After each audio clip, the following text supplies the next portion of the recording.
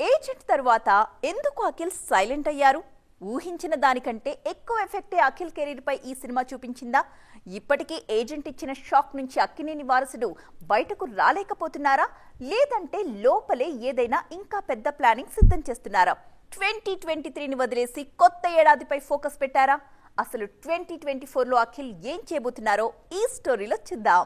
ఈ పాట అఖిల్ కెరీర్ కు భలే సెట్ అవుతోంది. ఇప్పుడు నిజంగానే కెరీర్ గురించి ఏవేవో కలలు కన్నారు, కానీ ఒక్కటి కూడా నిజమవ్వట్లేదు. ఏమైందో అన్నట్లే ఉంది అయ్యగారి పరిస్థితి.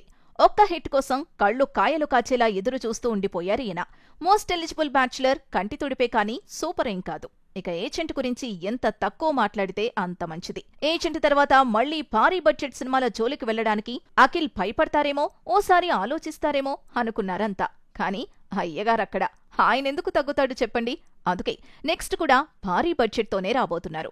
ఓ కొత్త దర్శకుడు చెప్పిన కథ నచ్చి పాన్ ఇండియన్ ప్రాజెక్ట్ తోనే వచ్చేస్తున్నారు అక్కినేని వారసుడు. సాహో, రాధేశ్యామ్ సినిమాలకు అసిస్టెంట్ గా వర్క్ చేసిన అనిల్ కుమార్ ని దర్శకుడిగా పరిచయం చేస్తూ అఖిల్ హీరోగా యువి క్రియేషన్స్, రామ్ చరణ్ వి మెగా పిక్చర్స్ సంయుక్తంగా ఓ భారీ సినిమా ప్లాన్ చేస్తున్నట్లు తెలుస్తోంది.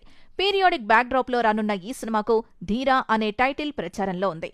త్వరలోనే దీనిపై క్లారిటీ రానుంది. ఈ సినిమా ప్రీ ప్రొడక్షన్ దశలో ఉండగానే 2024 ఫిబ్రవరి నుంచి మరో సినిమాని మొదలు పెట్టాలని చూస్తున్నారు అఖిల్. అన్నపూర్ణ స్టూడియోస్ లో ఈ సినిమా ఉండబోతోంది.